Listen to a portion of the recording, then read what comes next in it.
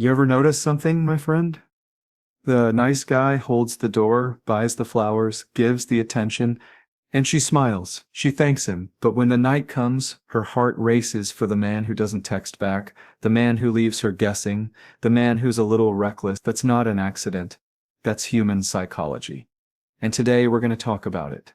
Why women, time and time again, find themselves drawn to the bad boy. At the core, women are attracted to bad boys because they radiate confidence, unpredictability, and a sense of challenge. A bad boy doesn't beg for validation.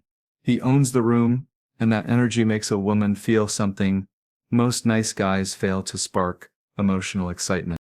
You ever wonder why a woman with all her good sense, with all her talk about wanting stability and kindness, will suddenly chase after the man who doesn't even return her calls on time? Why the guy who breaks the rules, who walks with a little swagger, who doesn't say yes to everything, suddenly becomes irresistible? It's not because women don't appreciate kindness. It's not because they don't want respect. It's because on a deep emotional level they crave what most men forget to give them: excitement, challenge, and the energy of a man who knows who he is. See, confidence is magnetic. It's the silent language that doesn't need approval, doesn't need validation, doesn't need to bend just to be liked. The bad boy carries this energy everywhere he goes. He's not waiting on her text to feel good about himself. He's not rearranging his entire life just to be available at her every call. He's busy living, moving, creating his own story. And when a woman feels that, she feels pulled into a storm. It's unpredictable, it's alive, it's electric, and that's what makes her heart beat a little faster. Now, let's talk about unpredictability. The nice guy is safe, predictable, always available. And you know what? That's not bad. It's good for friendship, good for family, good for comfort. But romance?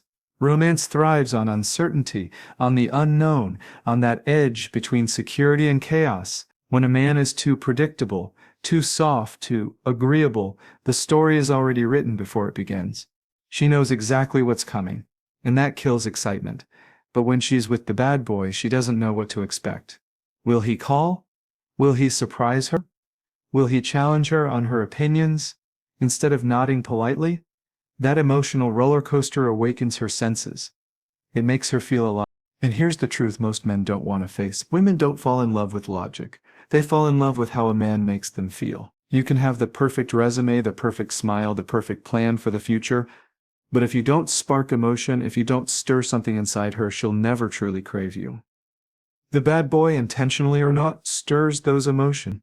His confidence tells her, I don't need you to complete me. I choose you because I want you. And that is powerful.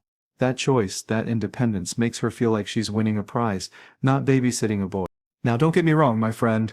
I'm not telling you to be toxic, to mistreat, to manipulate. That's weakness, not strength. A real man, a man of substance, takes the confidence of the bad boy but couples it with integrity. He learns to be strong, self-assured, unapologetic, while still treating her with respect. That's the sweet spot, the place where attraction and loyalty live side by side.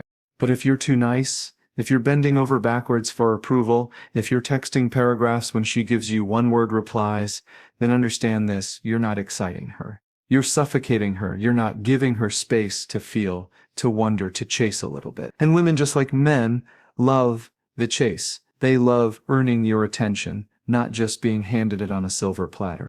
Let's break it down even deeper. The bad boy represents freedom. He's not tied down by rules, by society's expectations, by the desperate need to please. And freedom is attractive because deep down, every human wants to escape the cage of routine. When a woman sees a man walking his own path, even if it's reckless, it inspires her.